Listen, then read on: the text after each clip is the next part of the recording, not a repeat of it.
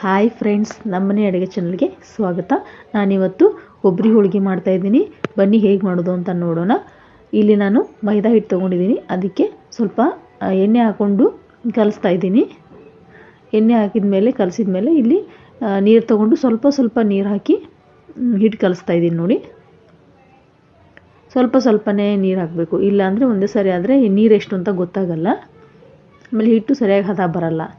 ಇಲ್ಲಿ ಸ್ವಲ್ಪ ನೀರು ಹಾಕಿ ಕಲಿಸ್ಕೊತಾ ಇದ್ದೀನಿ ನೋಡಿ. ಇವಾಗ ಹಿಟ್ಟು ಕಲಿಸಿದೆ.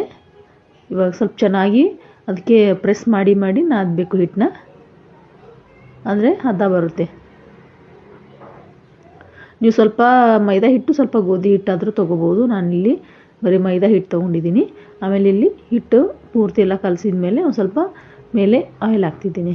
ಆಯಿಲ್ ಹಾಕಿ ಅದನ್ನ ಒಂದು ಅರ್ಧ ಗಂಟೆ, ನಿಮಗೆ 1 ಗಂಟೆ ನೆನೆಸಿಡಬೇಕು.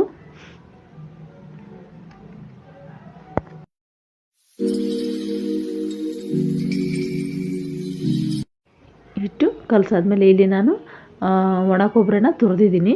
ಅದನ್ನ ಇಲ್ಲಿ 2 ಬೌಲ್ ತೊಗೊತಾ ಇದ್ದೀನಿ ನೋಡಿ. 2 ಬೌಲ್ ತೊಗೊಂಡು ಅದನ್ನ ನಾನು ಮಿಕ್ಸಿಗೆ ಹಾಕ್ಕೊಂಡು ಬರ್ತೀನಿ. ಮಿಕ್ಸಿಗೆ ಹಾಕಿ ಇಲ್ಲಿ ಸ್ವಲ್ಪ ಸಣ್ಣಗೆ ಪೌಡ್ರ್ ಥರ ಮಾಡಿದೆ.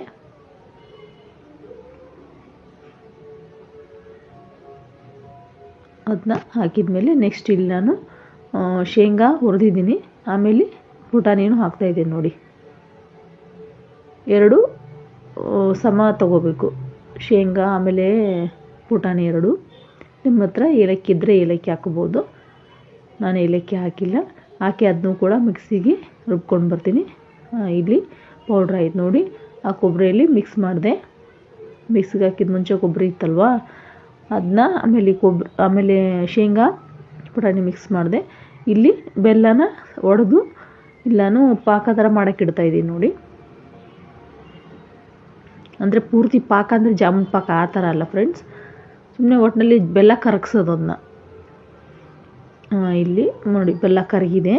ಆಯ್ತು, ಇವಾಗ ಬೆಲ್ಲ ಕರಗಿದ್ರಲ್ಲಿ ಅದು ಪೌಡ್ರ್ ಮಾಡ್ಕೊಂಡಿರ್ತೀವಲ್ವ ಕೊಬ್ಬರಿ ಶೇಂಗಾ ಪುಟಾಣಿ, ಅದನ್ನ ಇದರಲ್ಲಿ ಹಾಕಿ ಮಿಕ್ಸ್ ಮಾಡಬೇಕು. ಸ್ವಲ್ಪನೇ ಹಾಕಿ ಮಿಕ್ಸ್ ಮಾಡ್ಕೋಬೇಕು. ಒಂದೇ ಸರಿ ಹಾಕಿದರೆ ನಮಗೆ ಮಿಕ್ಸ್ ಮಾಡೋಕ್ಕಾಗಲ್ಲ, ಆಮೇಲೆ ಗಂಟು ಆಗಿಬಿಡುತ್ತೆ ಅದು. ಇವಾಗ ಮತ್ತೆ ಇನ್ನೊಂದು ಸರಿ ಹಾಕಿ ಮಿಕ್ಸ್ ಮಾಡ್ಕೊಂಡು ನೋಡಿ.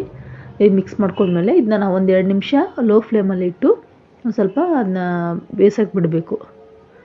ಬಿಟ್ಟು ಇವಾಗ ನೋಡಿ ತೆಗೆದಿದ್ದೀನಿ. ಇದು ಪೂರ್ತಿ ತಣ್ಣಗಾಗಬೇಕು. ತಣ್ಣಗಾದ್ಮೇಲೆ ಉಂಡೆ